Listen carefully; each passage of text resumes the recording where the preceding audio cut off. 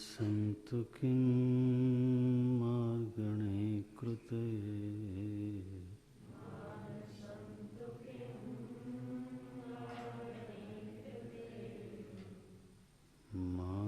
मानसन्तु किं मार्गणे कृते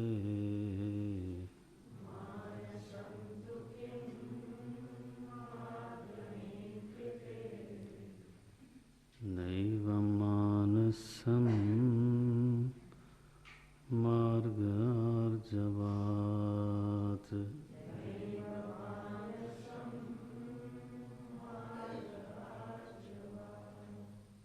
नैव मानसं मार्गार्जवात्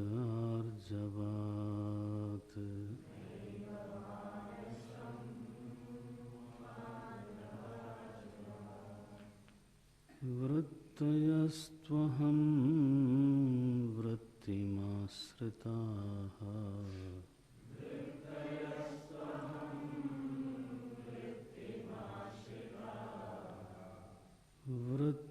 वृत्तयस्त्वहं वृत्तिमाश्रिताः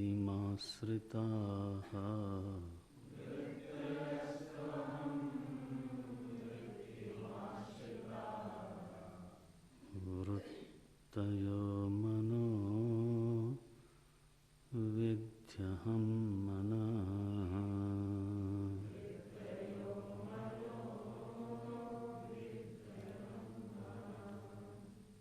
वृत्तयो मनो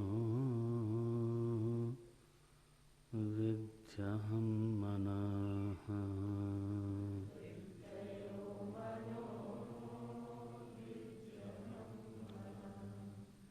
अहमयं कुतो भवति चिन्वतः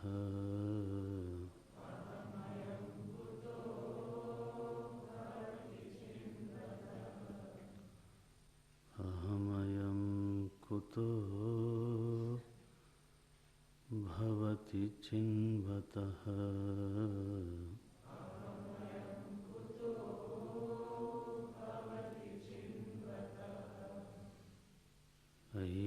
ऐपतत्यहं निजविचारणम्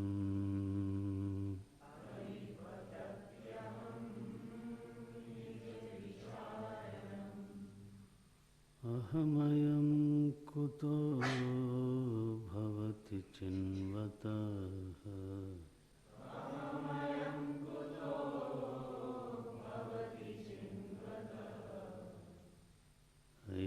ऐपतत्यहं निजविचारणम्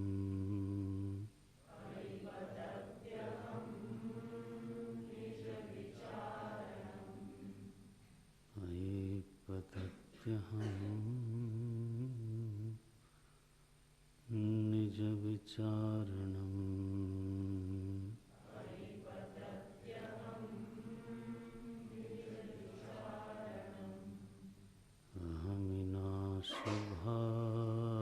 अहमिनाशभाज्यहमहं तया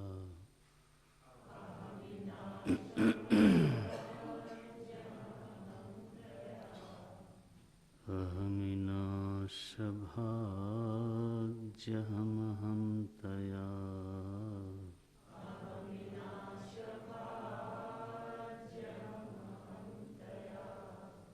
स्फुरति हृत्स्वयं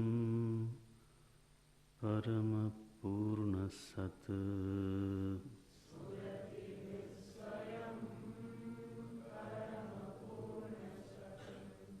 स्फुरति हृत्स्वयं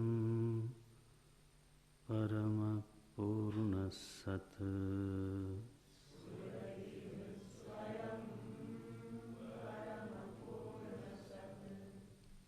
इदमहं पदाभिख्यमन्वहम्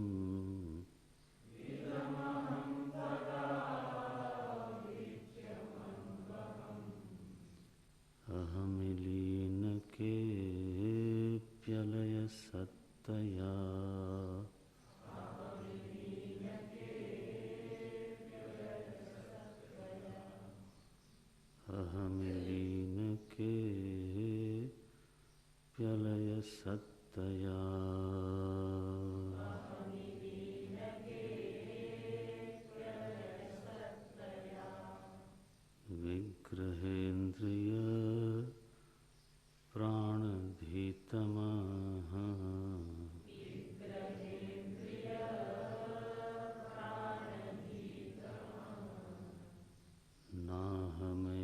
ह्यसत् तज्जडं ह्यसत्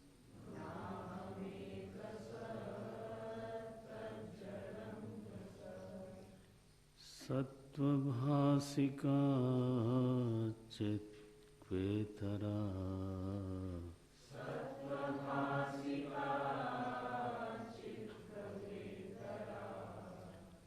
सत्त्वभासिका चित्क्वेतरा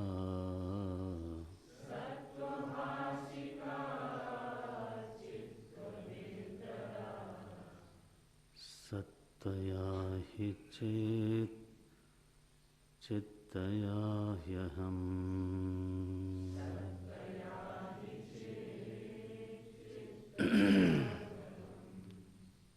सत्तया हि चेत् चित्तया ह्यहम्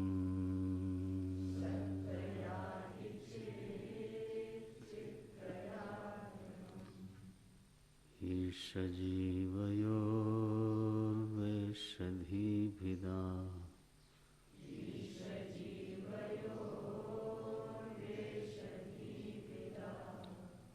सत्स्वभावतो वस्तु केवलम्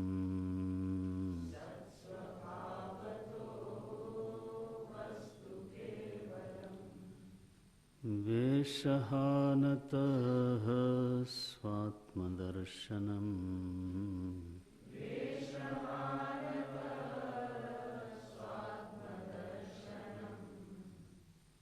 ईशदर्शनम् स्वात्मरूपतः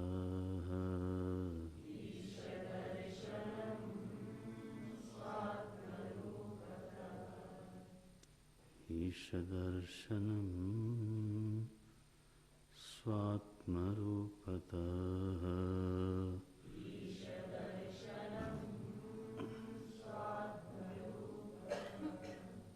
आत्मसंस्थितिः स्वात्मदर्शनम्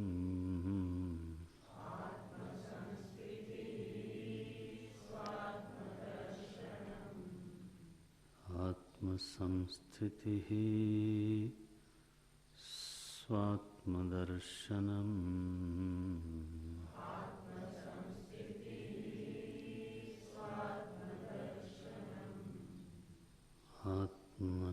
आत्मनिर्द्वयात् आत्मनिष्ठता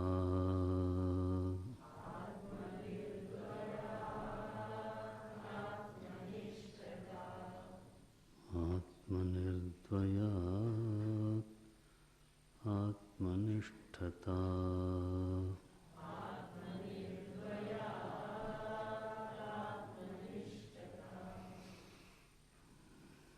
आत्मनिष्ठता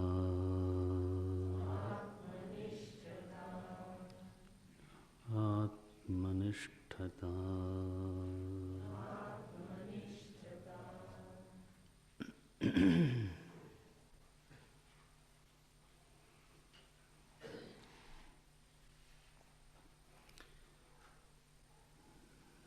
विचार मार्ग का भगवान रमण महर्षि आरंभ करते हैं तो यहाँ पर विचार ही मार्ग है। चिंतन करना स्वयं परम तत्व की ओर चलने जैसा है।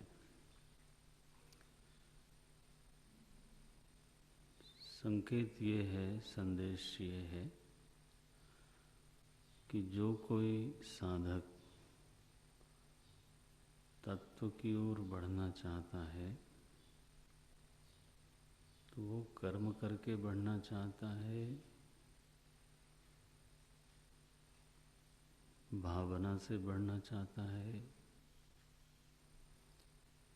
योग करके बढ़ना चाहता है। उन तीनों का वर्णन किया गया। अगर वैसे बढ़ना है तो फिर भी चलने की रीति क्या होगी किस तरह से साधक अपने परम लक्ष्य की ओर बढ़ सकता है।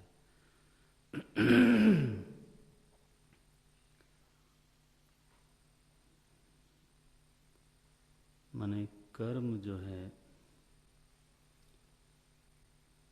वो मार्गवत हो जाए जीवन में। जैसे कोई पथिक पथ पर चलता है, वैसे ही कर्म करने वाला कर्म नहीं कर रहा है, बल्कि कर्म की सड़क पर चलते हुए धीरे धीरे वो अपने लक्ष्य की ओर बढ़ रहा है। ऐसा जो कौशल है, कर्म को सड़क बनाने का कौशल, कर्म को मार्ग बनाने का कौशल, उसको बोलते हैं कर्म योग। ये भावना हमारे लिए मार्ग बन जाए, भावना को मार्ग के रूप में प्रयोग करने का कौशल भावना सभी के पास है, लेकिन सभी लोग भावना को मार्ग के रूप में रूपांतरित नहीं कर पाते। भावना बिखरी रहती है, भावना कई बार हमारे लिए कष्टदायक भी होती है, शोक का कारण बनती है।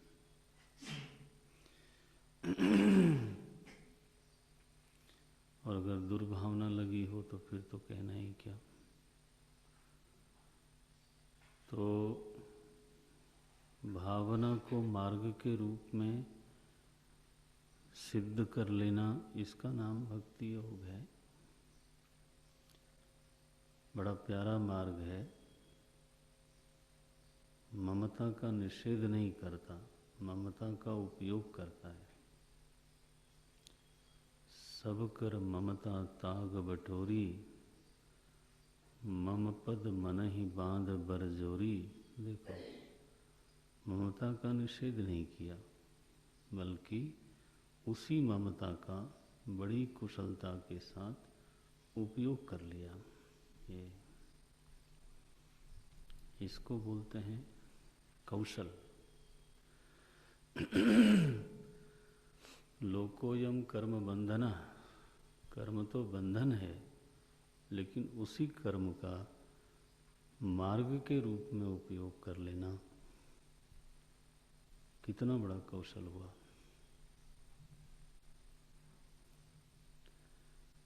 वो कोई कर ले, जीवन सफल हो जाए। ऋषियों की खोज है ये, हमारे ऊपर, सारी मानवता के ऊपर वरदान है।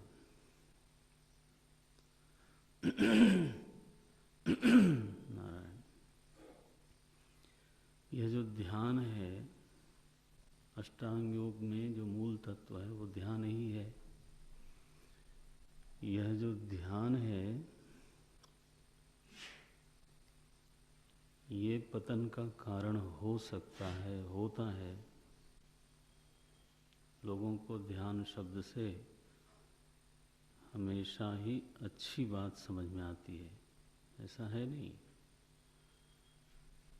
ऐसा नहीं है। गीता में कहा पतन का सबसे आरंभ बिंदु ध्यान ही है। चौंकना मत। ध्यायतो विषयान पुंसः, क्या शब्द लिखा है? ध्यायतो। और परिणाम क्या निकला? प्रणश्यति। बुद्धिनाशात् प्रणश्यति। तो यह ध्यान ही पतन की डगर है। अगर सही प्रयोगता न हो तो यही ध्यान कहीं का कहीं ले जाएगा। विषय का ध्यान करने से ही पतन हुआ। देखो, वह ध्यान जो बिखरा बिखरा रहता है और हमें कहीं का नहीं छोड़ता,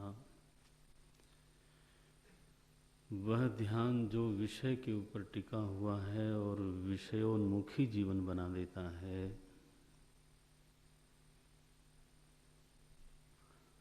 उसी ध्यान का उपयोग करके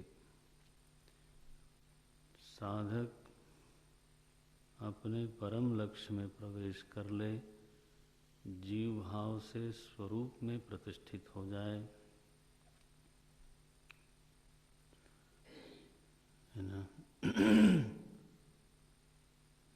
ये ध्यान योग है, कौशल है। ये जो चीज़ प्रभु ने हमको दे रखी है उसका कुशलतापूर्वक प्रयोग करना,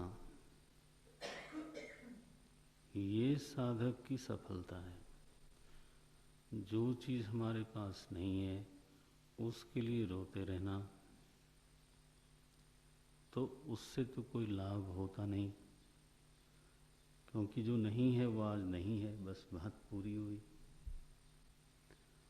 जो है वही हमारा साधन है, उसका प्रयोग होना चाहिए। अब जिसको आप मार्ग बोल रहे हो, वो कौन सा मार्ग है? बोले विचार मार्ग, ज्ञान मार्ग बोलते हैं, ज्ञान योग। तो ये कोई एक वर्ग विशेष अथवा एक दल का निर्माण करने के लिए बातें नहीं की जाती हैं। समाज में लोगों को लड़ने की आदत है, तो इन मार्गों में भी झगड़ा करवाते करते हैं। बोले ये कर्म मार्गी है। लो, हम क्या हैं? बोले हम तो शरणागत हैं, भक्ति मार्गी। सच में? वो डाउटफुल है। सही। बोले हम तो ज्ञान मार्गी। इस तरह से मार्गों में भी आपस में एक वाद विवाद, कलह जैसी बात कभी कभी सुनने में आती है। ये तो व्यर्थ की बात है, ये तो अध्यात्म नहीं है। ये तो जो चीज़ हमारे पास है उसका कौशल पूर्वक प्रयोग करके उसको मार्ग बना लेना। तो द्वंद्व की स्थिति से निकल करके आनंद की मंजिल में प्रवेश कर लेना, आखिर लक्ष्य तो यही है ना।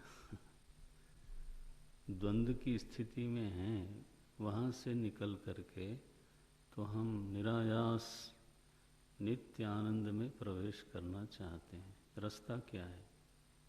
रास्ता चाहिए ना, आखिर चलना है तो। सड़क क्या होगी? बोले उसी सड़क का नाम कर्म मार्ग है, उसी सड़क का नाम भक्ति मार्ग है, उसी सड़क का नाम ध्यान मार्ग है। यही तो कहा जा रहा है कि ये जो चीज़ें हैं वो चीज़ें नहीं हैं, वो एक तरह से सड़क है। अब ये शब्द इसलिए बोल रहा हूँ क्योंकि मार्ग कहने पर भी इमेजिनेशन हो जाता है लोगों को। जो शास्त्र कहना चाहता है वो छूट जाता है। मार्ग अब मार्ग खुली बात कही जा रही है कि इट इज ए रोड, ये सड़क है, फिर भी छूट जाता है। योग माने उपाय, लेकिन योग माने फिर से कोई कल्पना। So we are expert in imagining something which is not real. हमने एक विशेषज्ञता प्राप्त कर रखी है, इसलिए मुझे एक बड़ा ही सड़क छाप शब्द का प्रयोग करना पड़ा। क्या है वो शब्द? सड़क। बोले अब विचार की सड़क पर चलना है। कहाँ से आरंभ होता है? ये एक प्रश्न से आरंभ होता है। और मैं ऐसा मानता हूँ, मानता मैंने, मेरी क्या औकात मानने जानने की। शास्त्रों को पढ़ने से जो बात हमको समझ में आई है वो ये है कि विचार मार्ग का पथिक कर्म योग, भक्ति योग, ध्यान योग की साधना करता ही है, बल्कि काफ़ी हद तक कर चुका है। उसके बिना विचार मार्ग आरंभ होता नहीं। आपने देखा ही है, भक्ति में भी चिंतन अंतिम पड़ाव है, ध्यान योग में भी चिंतन अंतिम पड़ाव है। अब मैं गीता का एक श्लोक बोलता हूँ, तो उसको जब आप नोट में लिखते हो तो, क्योंकि मेरे बोलने पर कई बार पूरा लिख नहीं पाते, पकड़ नहीं पाते, तो गीता जी को देख लिया करो एक बार। उससे ये होगा कि जो आप लिखोगे वो शुद्ध होगा। तो कोटेशंस कई बार लड़के लिखते हैं, लेकिन वो शुद्ध नहीं होता। तो उसमें उनका दोष नहीं है, क्योंकि मैं बोल रहा हूँ, वो पहली बार अगर आपने सुना तो ज़रूरी नहीं कि पूरा पकड़ लें। तो वो उस ग्रंथ में जाके देख लेना चाहिए, क्योंकि लिखने का मतलब है अब आपने उसको ऑन रिकॉर्ड ले लिया। योग सूत्र का मैंने सूत्र बोला, आपने आधा अधूरा सुना, लिख मारा, वो गलत लिखा, मुझे फिर लिखना पड़ता है, मेरा टाइम भी लगता है। किसी किसी के नोट में देखा होगा मैंने, फिर उसको लिखता हूँ मैं कि ये चीज़ गलत हो गई। तो ग्रंथ को देखो, उससे एक लाभ ये होगा कि आपको ग्रंथ पलटने का अभ्यास पड़ेगा। ग्रंथ से आपको जुड़ने का अवसर मिलेगा। भगवत गीता में क्या कहा गया कि विचार मार्ग पर कौन चलता है? जिसने ऑलरेडी कर्मयोग में बहुत दूर तक सफलता प्राप्त की है। नास्ति बुद्धि अयुक्तस्य, अयुक्तस्य बुद्धि एव नास्ति, भगवान बोलते हैं। लो, नास्ति बुद्धि ही अयुक्तस्य, अयुक्तस्य माने जिसने कर्मयोग नहीं किया, युक्तस्य माने जिसने कर लिया, अयुक्तस्य माने जिसने नहीं किया। भगवान कहते हैं उसके पास बुद्धि उत्पन्न नहीं होती। अब बोलो, नास्ति बुद्धि अयुक्तस्य न चायुक्तस्य भावना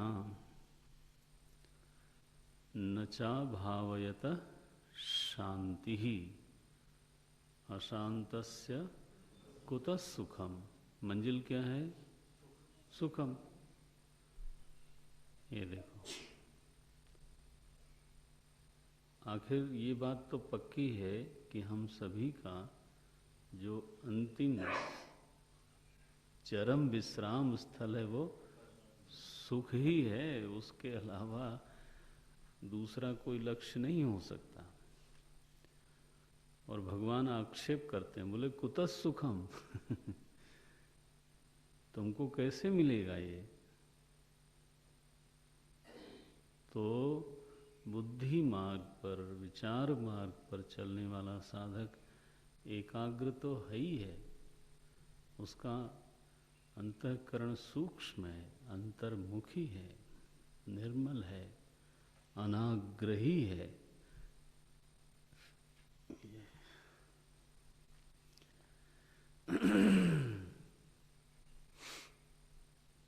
क्षिप्त विक्षिप्त मूढ़ भूमिका से निकल करके एकाग्र भूमिका में प्रविष्ट है। ये योग दर्शन का शब्द बोला मैंने। उसके चित्त की स्थिति न क्षिप्त है, न विक्षिप्त है, न मूढ़ है। कैसी है? एकाग्र भूमि में है, तभी वो विचार कर सकता है। सो विचार मार्ग का पथिक एक बड़ा निर्मल पथिक है। इस मार्ग पर भीड़ भाड़ नहीं होती, चलने वाले ही कम हैं। भीड़ भाड़ जो है वो दूसरी सड़क पर। अगर आपको भीड़ में चलना बहुत पसंद है क्योंकि बड़ा सुनसान लगता है, कोई कोई दिख रहा है, हैं? तो अगर ऐसा लगता है, डर लगता है कि पता नहीं ये रास्ता कैसा है, यहाँ कोई दिखते ही नहीं, कभी कोई मिल गया तो मिल गया, तो अगर आपको ऐसा लगता है तो भीड़ वाला मार्ग भी एक है, बहुत लोग चलते हैं उस पर।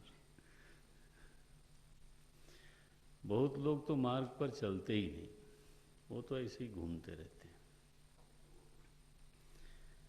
ये चलने वालों के लिए मार्ग है। सो विचार मार्ग में अंतःकरण की एक योग्यता है। और आरंभ कहाँ से हुआ? आरंभ कहाँ से हुआ? भावग्राही प्रश्न से। ये बोलो, हाँ, विचार मार्ग का आरंभ हुआ प्रश्न से, ये ध्यान रखना। क्या प्रश्न कर रहे हैं? मानसम तु किम, ये प्रश्न है। इति मार्गणे कृते सति, सप्तमी का प्रयोग होता है शर्त लगाने के लिए, यानी ऐसा कर लेने पर, ऐसा करने से, इसको बोलते हैं सती सप्तमी का प्रयोग करना। माने ऐसा हो जाए तो, ऐसा कर लेने पर, ये हिंदी में जैसे आप बोलते हो। तो मार्गणे कृते क्या प्रयोग करेंगे? सती, सप्तमी विभक्ति है ना, तो मार्गणे कृते सती। अगर इस प्रश्न को लेकर के कोई बहुत अच्छी तरह से चिंतन करे, विचारणा करे, शोधन करे, तो वो किस निर्णय पर पहुंचेगा? बोले नैव मानसम, ये निर्णय होगा, ये निश्चित है। रमण महर्षि लिख के दे देते हैं कि अगर सचमुच इस प्रश्न पर आपने शोधन किया है तो आपकी अंतिम निष्पत्ति ये होगी कि मन नाम की कोई चीज नहीं है।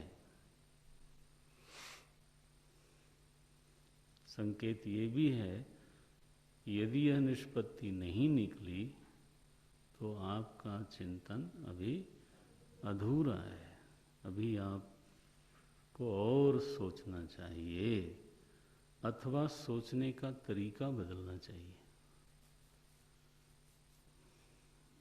You have to think more or you have to rethink. Both. Sometimes the enough thinking is not done, and sometimes you are not thinking correctly. The way of thinking is not correct. Yeah. So पुनर्विचार करिए। Very good. कैसे करें विचार? विचार की सड़क के चलने के हम अभ्यासी नहीं हैं। तो रमण महर्षि ऊँगली पकड़ के चलाते हैं। आहा, परम दयालु। ऊँगली पकड़ते हैं, माने कहते हैं चलो, फिर हम नहीं चल पाए तो बोले आओ हम चलाते हैं। तुम कैसे चलाते हैं देखो।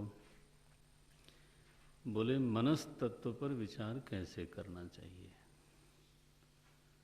विचार का आरंभ अनुभव, विचार का जो आधार है वो अनुभव ही होना चाहिए। आपसे कई बार मैं ये इस प्रवचन में बोल चुका हूँ।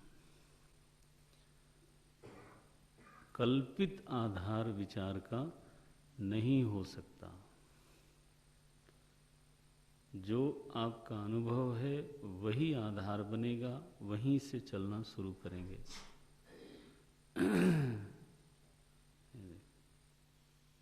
हर क्षेत्र में, मैंने कई बार ये विषय इस ग्रंथ में आया है, तो जिसको याद रह जाए वो आगे बढ़ेगा।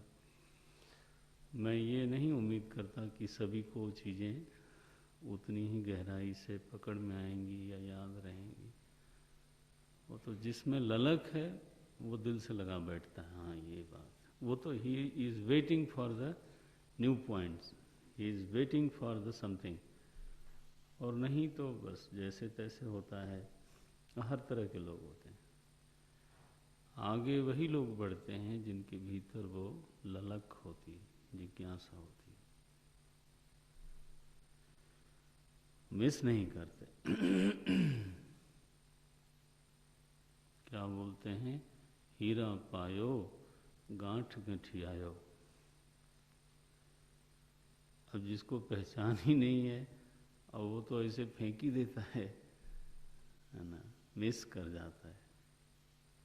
साधक को क्या चाहिए, हीरा मिले गांठ गठियायो, एकदम पकड़ो, गांठ में बांधो उसको। तो इतनी ही जरूरत है कोटेशन की, इसलिए अशोक सोच रहा है आगे बोलेंगे, मैं नहीं बोलने वाला। भगवान शंकराचार्य जी को पढ़ना, जब बाहर से पढ़ेंगे हम लोग, उद्धरण वो उतना ही देते हैं जितना प्रसंग को पुष्ट करे। उद्धरण देने के लिए पूरा का पूरा अध्याय उद्धरण में नहीं आ सकता। ध्यान दें। अनुभव क्या है, बोले तुम्हारा मन के बारे में खुद तुम्हारा अनुभव क्या है। थियरीज को थोड़ा छोड़ दो। थियरीज तो बहुत तरह की हैं। माने इस विश्व के बहुत सारे विचारक ऐसा मानते हैं कि जो मस्तिष्क है वही मन है। Mind is a physical organ. ध्यान रखना, ये मूर्ख लोग नहीं बोल रहे हैं। This is what your medical science is saying. ये आपका जो साइकोलॉजी डिपार्टमेंट है, साइंस कहा जाता है उसको। मैंने कितने साइकेट्रिस्ट से ये पूछा होगा कि आप साइकोलॉजी के मनोविज्ञान पे अध्ययन करते हो, अध्यापन करते हो, मन का विज्ञान क्या है वो छोड़िए, मन क्या है वो बताओ, आपके मत में मन क्या है, परिभाषा कर लो पहले उसकी, फिर उसका विज्ञान क्या है देखेंगे। So this is what the answer comes. Mind, मन एक ऐसी चीज है जिसके जरिए आप सोचते, समझते, अनुभव करते हो। हमने कहा वो तो ठीक है, ये तो उसका काम हो गया। वो वस्तु क्या है? सो बोले is a physical organ, brain है, मस्तिष्क है। और जब हम दवाई देते हैं तो उसी को लक्ष्य में रख करके देते हैं। देखो, तो हमने औषधि विज्ञान का भी विकास किया है इसी मान्यता का आधार बना करके। तो हम आपको सुला सकते हैं, आपको डिप्रेशन में ले जा सकते हैं दवाई देके, सेडेशन में ले जा सकते हैं दवाई दे करके। आपको ऐसी भी दवाई दी जा सकती है कि जिसमें चाहे थोड़ी देर के लिए सही, लेकिन आप उल्लसित हो जाओ। उल्लास की मनस्थिति में भी आपको लाया जा सकता है। ये देखो, the medicine will force the hormone, कि आप उस समय बिल्कुल हिप हिप हुर्रे करते रहोगे। देखो, सो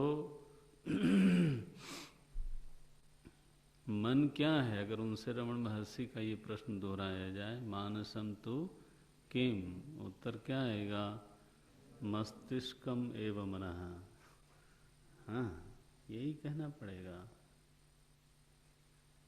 अच्छा, अगर ऐसी स्थिति मानते हैं हम, और उसे मानने का आधार है, ये न समझना कि निराधार बात है ये। आफ्टर ऑल इतने बड़े बड़े विद्वान हैं, इतना शोध किया है उन्होंने, और आपके मन का संचालन कर सकते हैं दवाइयों के द्वारा। तो जिस मान्यता को बेस करके उन्होंने औषधि बनाई, वो मान्यता एकदम निराधार तो नहीं हो सकती। वो दवाई काम कर रही है। ठीक है ना? ओहो,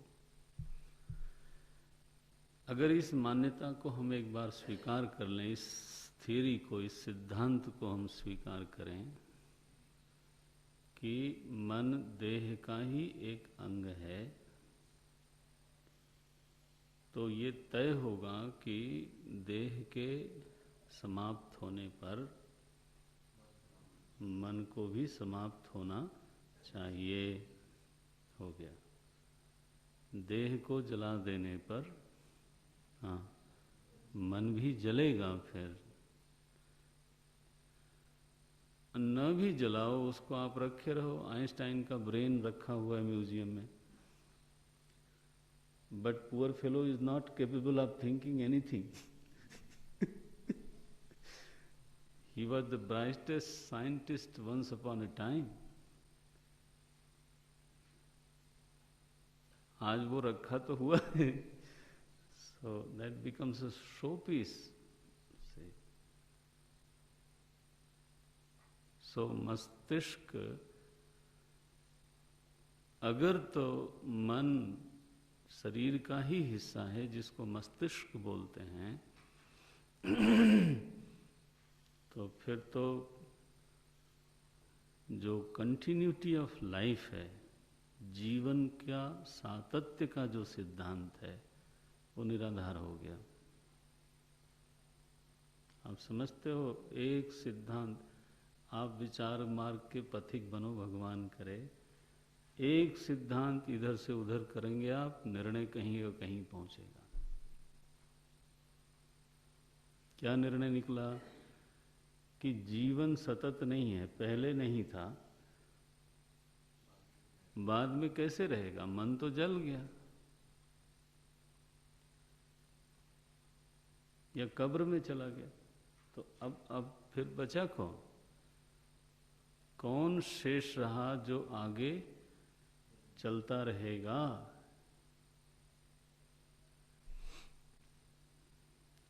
ये तो इस सिद्धांत में फिर ये अधूरापन आता है, या इस सिद्धांत में शंका जन्म लेती है। कब?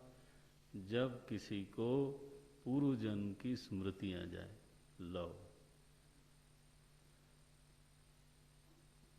देखो कितनी बड़ी बात। अगर किसी को पूर्व जन्म की स्मृति आ जाए तो मेडिकल साइंस को ये व्याख्या करनी पड़ेगी कि उसका ब्रेन तो जल गया था, अब याद किसको आया? क्योंकि स्मृति माने जो स्मरता होता है वही भोगता होता है। जो भोगता है वही स्मरता होता है। यानी आपको दर्द हुआ और मुझे याद आवे, ये हो नहीं सकता। आपने मिठाई खाई और मुझे याद आया, हैं जी? ऐसा हो सकता है? कई बार आपको मिठाई मिलती है, मुझे मिलती नहीं है। अब कहा जाए कि आप याद करके बताओ कैसी लगी। लो जी, मेरे को कैसी लगी? भोक्ता ही क्या स्मरता होता है। तो आज अगर इस शरीर में कोई स्मरण कर रहा है, हाँ, तो वही पहले था। और ऐसी घटनाएं भगवान भी लीला करते रहते हैं। ऐसी घटनाएं दुनिया में बीच बीच में घटती रहती हैं। कोई कार्टून निकल आता है, अब वो कहता है कि मेरा वो गांव था, और वो अखबार वाले पीछे पड़ते हैं, वो जाके पहचान भी लेता है। लो, रिकॉर्डेड है ये। साइकोलॉजी ने इन घटनाओं को अल्टीमेटली महत्व दिया, रिकॉर्ड किया। आपको मालूम है ये जो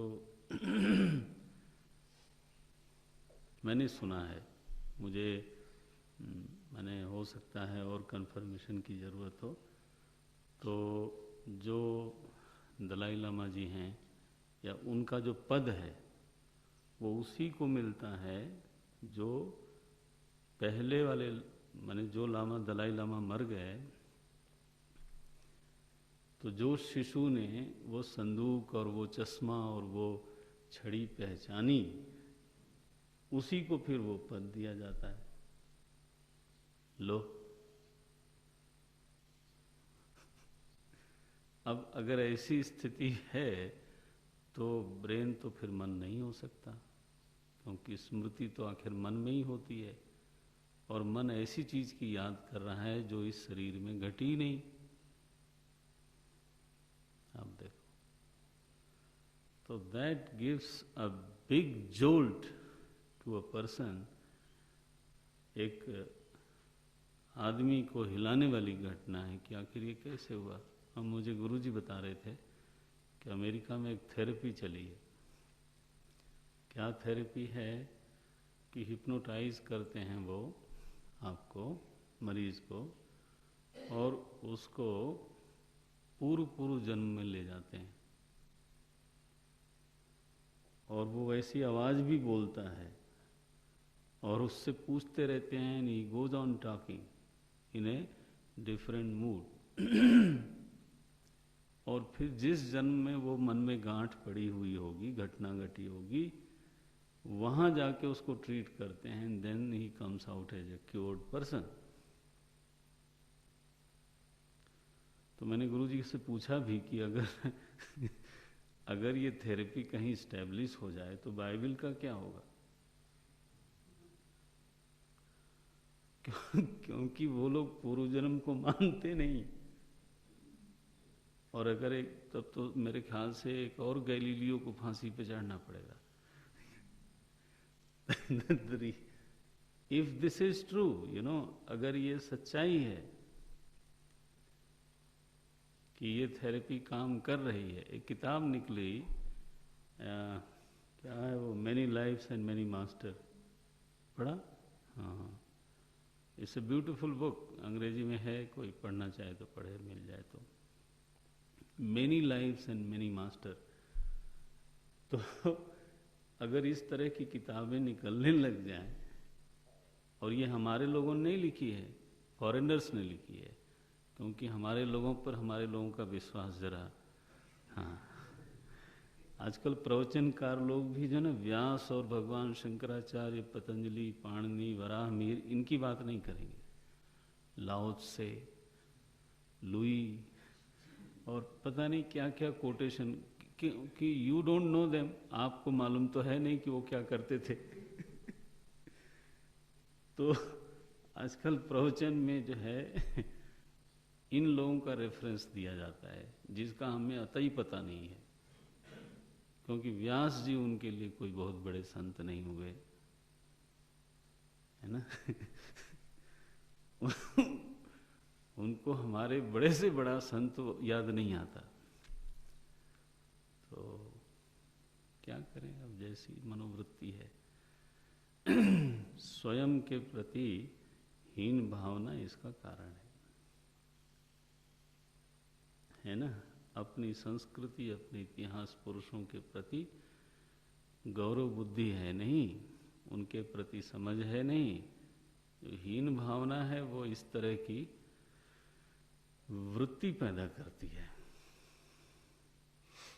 हम लोग जब स्कूल में पढ़ते थे, बल्कि इंटरमीडिएट तक, तो कोई कोटेशन अंग्रेजी में लिखने का बड़ा महत्व मानते थे। एग्जाम में अगर कोटेशन लिखना हो तो हिंदी में लिखने पर शायद नंबर न मिले, उसको अंग्रेजी में लिखना चाहिए, तो वो नंबर मिल जाता था, क्योंकि टीचर भी तो हिंदुस्तानी ही था।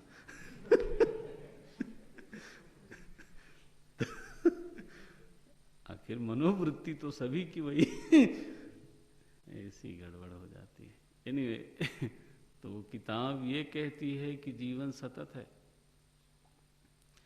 अगर जीवन सतत है और एक ही व्यक्ति को कई जन्मों की स्मृति आ रही है, उसका मतलब है कि उसका मन वही है जो 10 जन्म पहले था।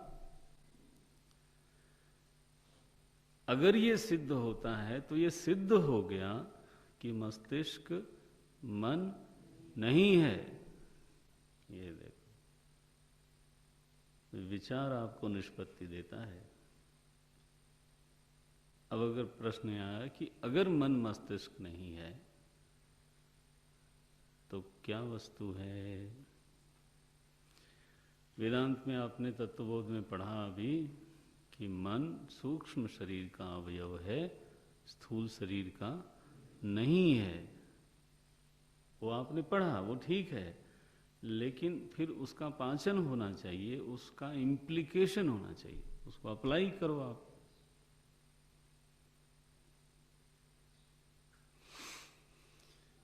ओम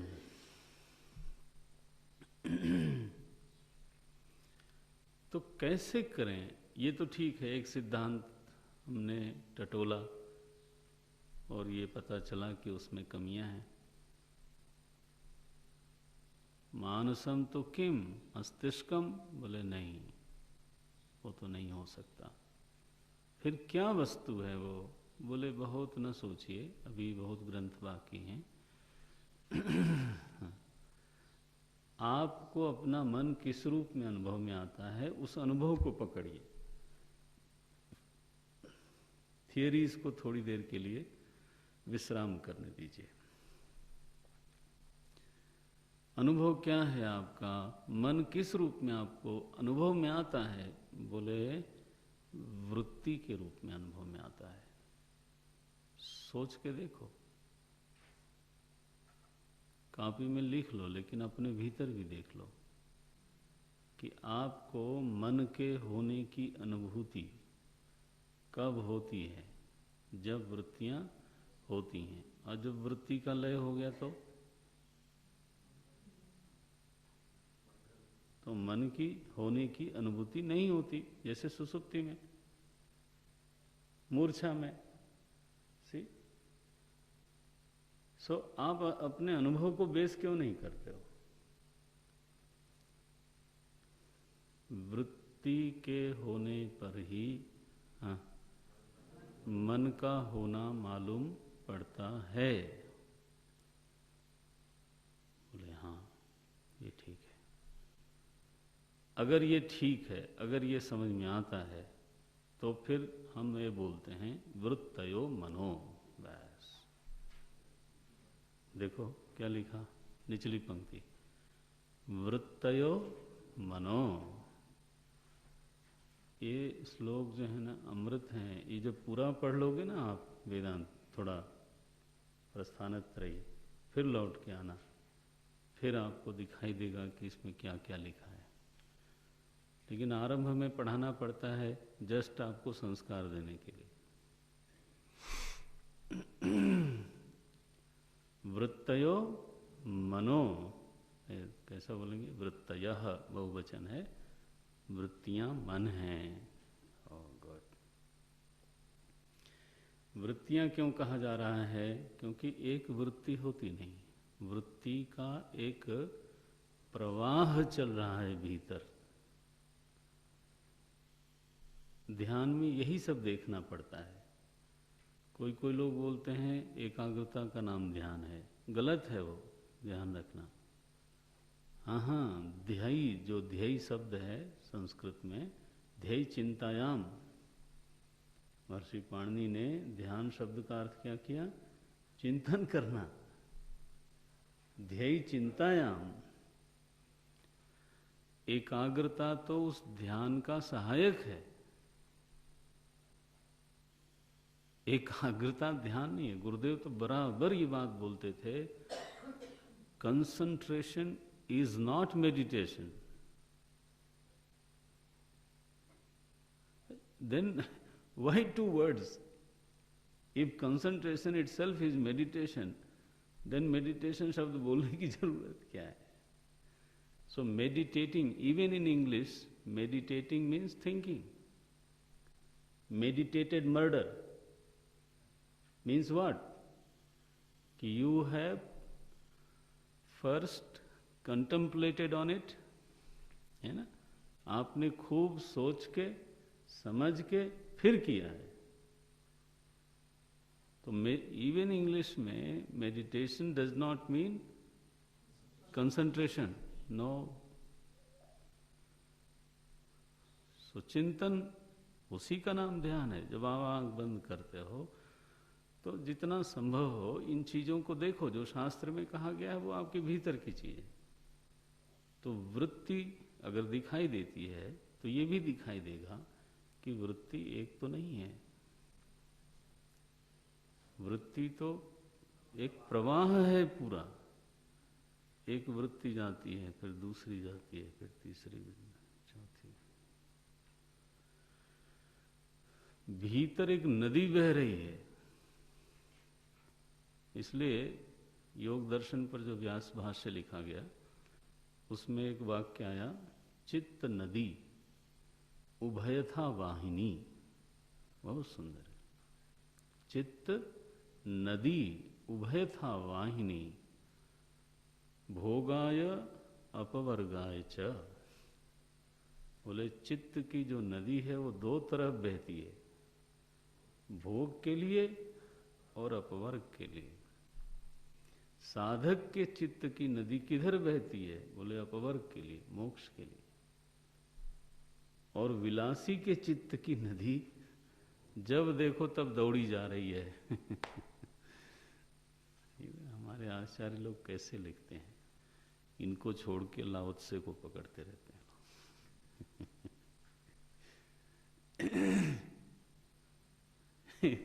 ये नहीं है. सो वृत्ति मन है, ये हमारा अनुभव है. अनुभव माने, हमने फिर से दोहरा देता हूं कि जब वृत्ति होती है तभी मालूम पड़ता है कि मन है. अब वृत्ति पर चिंतन करना है तो वृत्ति में प्रवाह है, ये भी हमारा अनुभव है. और इसलिए बहुवचन लिखा, वृत्तयः. एक स्वामी जी ने हमें बड़ा जोर से कहा कि, क्योंकि गुरुदेव ने एक परिभाषा दी, थॉट फ्लो इज माइंड. जो लोग मिशन से जुड़े हुए हैं उन्होंने सुना होगा ये, थॉट फ्लो इज माइंड. तो वो चाहते थे उसका खंडन करना. भाई विचारक लोग हैं, ठीक है, अब स्वागत है सबका. तो उन्होंने कहा thought flow is not the mind. मैं बैठा था वहाँ as a chief guest, Prayagraj की बात है. He said thought itself is mind. बाद में जो हम उठे तो मैंने पूछा कि then how many minds we have Swami ji, because thoughts are so many. वृत्तियों को तो गिन नहीं सकते आप, तो असंख्य मन हो जाएंगे फिर तो हमारा तो ये अनुभव नहीं है कि हमारे पास असंख्य मन है. अब हमें कोई उनको नीचा दिखाने का भाव नहीं था, बट द पॉइंट इज कि हमारे गुरुदेव की किसी बात पर टिप्पणी कोई करे तो इट्स माय ड्यूटी टू सी कि how far he is right. देखो वो तो ठीक बात नहीं है. मन में एक प्रवाह है, अनुभव सिद्ध है, मना कैसे करते हो आप? सो वृत्तियां अनेक हैं, एक बात ये तय हुई. उनमें प्रवाह है. प्रवाह का मतलब है कि घाट के पास अगर आप बैठे हो तो एक नदी का पानी बह रहा है, दूसरा सामने आ रहा है. यही प्रवाह की अनुभूति तो यही है ना. तो हम भी भीतर देखते हैं तो एक वृत्ति टिकी हुई नहीं रहती. दैट्स वाई वी से प्रवाह है, फ्लो है. कि एक वृत्ति आती है, चली जाती है, दूसरी आती है, फिर हमारे सामने तीसरी आती है. जैसे घाट पर बैठे हुए व्यक्ति के सामने निरंतर नया नया जल आता रहता है, वैसे ही हमारे भीतर निरंतर नई नई वृत्तियां आती रहती हैं। ये कोई कल्पना नहीं है, ये हमारा आपका साक्षात अनुभव है। और इसलिए ये सही है कि विचारों में एक प्रवाह है, वृत्तियों में एक प्रवाह है। ये भी बात पक्की हो गई। अब तीसरी बात, प्रत्येक वृत्ति में विषय होता है। निर्विषय वृत्ति हो नहीं सकती, होती नहीं।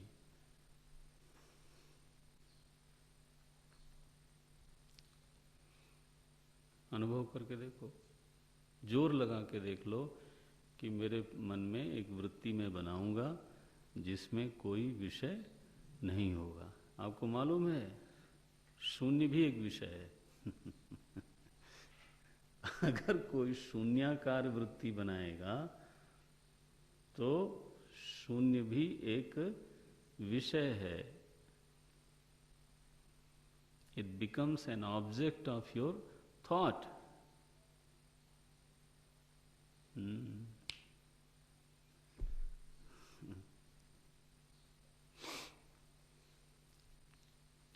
सो निर्विषय वृत्ति नाम की कोई चीज नहीं है। इसलिए ये म्यूजिकल जो सेंटेंसेस है ना, इट साउंड्स म्यूजिकल, उसको आप बहुत महत्व देना छोड़ दो। यथार्थ से प्रेम होना चाहिए।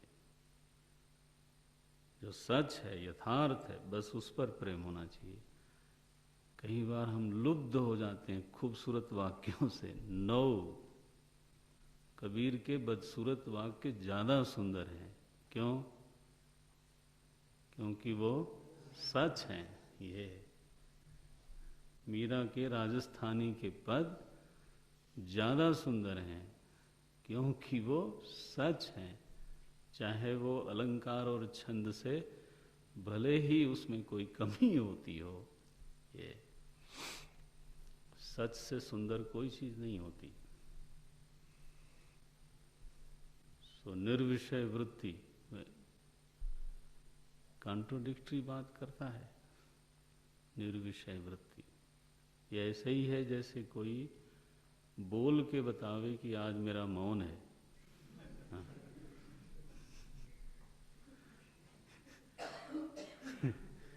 इसको बोलते हैं हमारे तर्कशास्त्र में वदतो व्याघात दोष।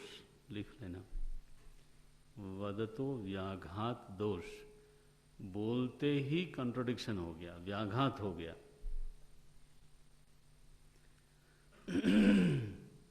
गुरुदेव कभी थोड़ा दूसरे तरह की पॉपुलेशन को बोलते थे कि एक सज्जन ने सिगरेट का एक कश लिया और फेंक दिया सिगरेट। बोले इस तरह से मैंने 5 साल पहले सिगरेट फेंक दिया था, छोड़ दिया था, अभी लिया मेरे सामने।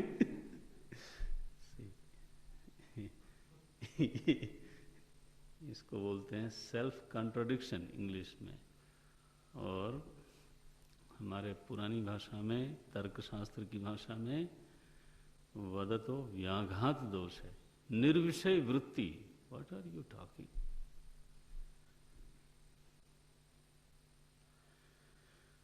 अच्छा भाई, नौ वृत्ति में एक तो बात ये हुई कि वृत्ति के होने पर ही मन के होने का अनुभव होता है, पहली बात। दूसरी बात, वृत्तियां अनेक हैं, उनमें प्रवाह है। तीसरी बात, वृत्ति बिना विषय के नहीं होती। टिकने की बात क्या, होती ही नहीं। तो वृत्ति का थोड़ा विश्लेषण हो रहा है, वो समझना चाहिए। तीसरी बात, चौथी बात, एक समय में एक ही वृत्ति होती है।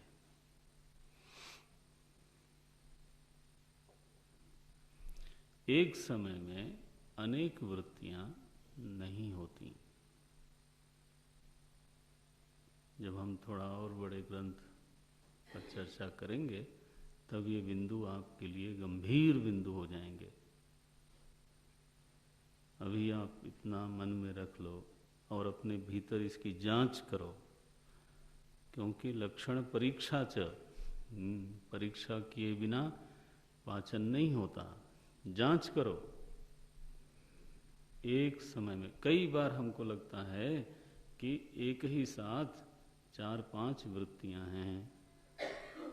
हमें एक विचारक हैं, बड़े अच्छा बुद्धिमान व्यक्ति हैं, बोले Swami ji this I fail to understand, ये नहीं समझ में आता। क्यों नहीं आता? बोले हमें तो ऐसा लगता है कि कॉन्फ्रेंस हो रही है, जैसे गोल मेज कॉन्फ्रेंस हो, 4-5 लोग बैठे हों, एक आदमी कुछ कहता है, दूसरा आदमी कुछ कहता है। वैसे जब मैं बैठता हूं तो आई कन्वर्स विद माई सेल्फ, मैं अपने से बातचीत करता हूं। तो एक विचार आता है, उसका प्रतिरोध करने के लिए दूसरा आता है, तीसरा समर्थन करता है, चौथा फिर खंडन करता है। इसे कॉन्फ्रेंस की तरह लगता है।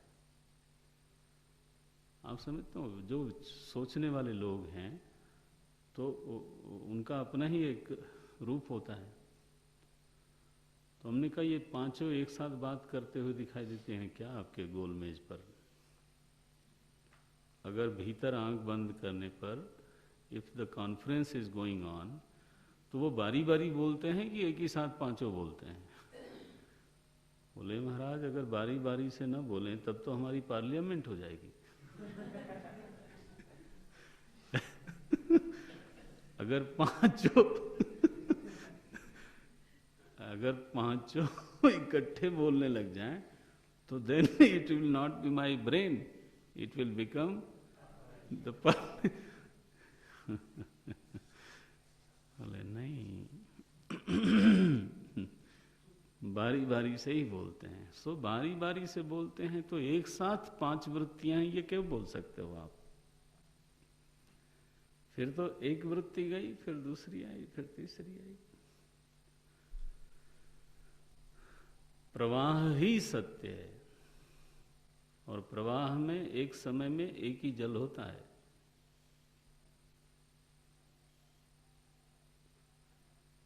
तो ये चौथी बात हो गई। 5वीं एक और बात समझ लो। वृत्ति में एक ही साथ अनेक विषय हो सकते हैं। हाँ, वृत्ति में एक ही साथ अनेक विषय हो सकते हैं। एक विषय भी हो सकता है और अनेक विषय भी हो सकता है। एक ही संकल्प में 50 चीजें हो सकती हैं, इतनी क्षमता है। बहुविषया वृत्ति है ना। आप पेंटिंग देखते हो ना, उसमें मान लो 10 चीजें हैं एक पेंटिंग में, एक ही समय में पूरी पेंटिंग देखते हो, ठीक है? तो उसमें हिरन भी है, तो उसमें उसके पीछे शेर भी लगा हुआ है, उसमें पेड़ भी है, एक नदी भी है, कुछ चिड़िया भी उड़ रही हैं।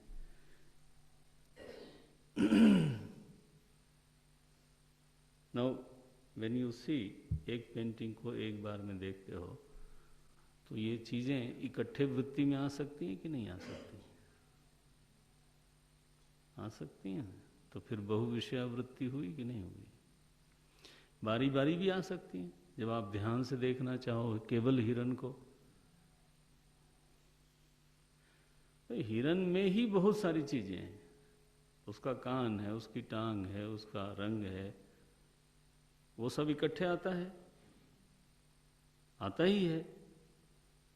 एक हिरन को देखते हो तो पूरा हिरन वृत्ति में बनता है कि नहीं बनता है? तो पूरे हिरन में चारों टांगें आती हैं कि नहीं? तो 4 वृत्ति चाहिए क्या उसके लिए? पकड़ में आया? ऐसे अगर कोई गलत निर्णय कर ले कि वृत्ति हमेशा एक समय में एक होगी लेकिन विषय अनेक होंगे, विषय अनेक होंगे, ये आग्रह न करना कि एक वृत्ति में हाँ एक ही विषय होगा, ये आग्रह न करना, नहीं तो फिर कोई अंत ही नहीं है। क्योंकि एक हिरण को भी देखने में हिरण का कान, नाक, सींग, टांग, ये 15 चीजें हैं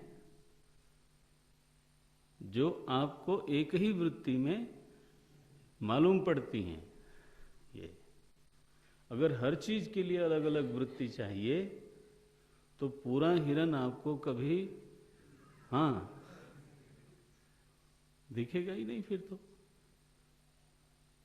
ये तो अनुभव नहीं है। ये देखो, सो वृत्ति एक काल में एक होती है लेकिन अनेक विषया हो सकती है। 5 चीज बोली हमने। अब ऐसी जो वृत्ति का प्रवाह है, ऐसी जो वृत्तियां हैं, उसी का नाम मन है। रमण महर्षि ने कहा वृत्तयो मनः। यह वृत्तियां अहम वृत्ति पर आश्रित हैं। वृत्तयस्तु, ऊपर की पंक्ति देखो, वृत्तयस्तु अहम वृत्तिम आश्रिताः। वाक्य क्या बनाएंगे? वृत्तयस्तु आश्रिताः। वृत्तियां जो हैं वो आश्रित हैं। किस पर? अहम वृत्ति पर। वृत्तयस्तु अहम वृत्तिम आश्रिताः। तो चूंकि आश्रित अहम वृत्ति हो गई, इसलिए असल में मन क्या हुआ? बोले विद्धि अहम मनः। Now this is the conclusion. इस श्लोक का निर्णय क्या हुआ? विद्धि, अंतिम वाक्य देखो, विद्धि अहम मनः। विद्धि मने हे साधक जानो इसको, क्योंकि सभी लोग सहज रूप से इसको नहीं जानते। You please come to realize this, you please come to know this. जानो, विद्धि आदेश है ये। इस बात को समझो कि अहम वृत्ति ही क्या है? मन है। तो हमने ये जो 3 वाक्य हैं उसका अनुवाद किया, कल करेंगे चर्चा इस पर। आज मैंने केवल एक छोटे वाक्य पर चर्चा की है। क्या है वो? वृत्तयः मनः। याद रखना चर्चा का केंद्र कहाँ रहा। एक छोटा वाक्य, वृत्तयः मनः, इस पर चर्चा हुई। अब वो जो 3 वाक्य और हैं छोटे छोटे, कल करेंगे चर्चा उस पर, परसों। कल संडे है। ये संडे कहाँ से बीच में आ जाता है भाई? This is not very. लेकिन अब आपको कपड़े सपड़े धोने पड़ते हैं, तो और कई लोग जो हैं पैदल चामुंडा जी की भी योजना बनाते हैं। भाई संडे ना हो तो योजना ही ना बने, योजना ना बने तो निरस्त भी ना हो। अब बनी नहीं तो बिगड़ेगी कैसे? ओम तत्सत। ओम पूर्णमदः पूर्णमिदं पूर्णात् पूर्णमुदच्यते पूर्णस्य पूर्णमादाय पूर्णमेवावशिष्यते। ओम शांति शांति शांति। हरि ओम। श्री गुरुभ्यो नमः। हरि ओम।